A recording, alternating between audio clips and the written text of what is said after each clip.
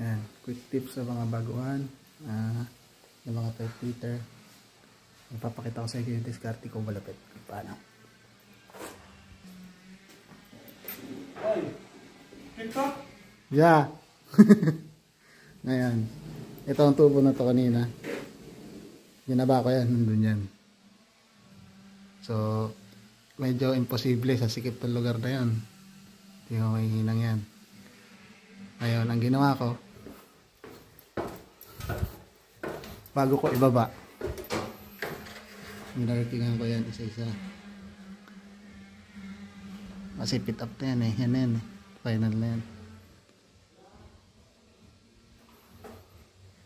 Yan yung marking yan para pag binaba ko siya,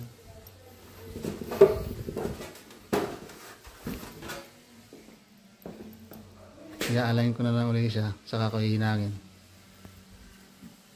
Yun lang.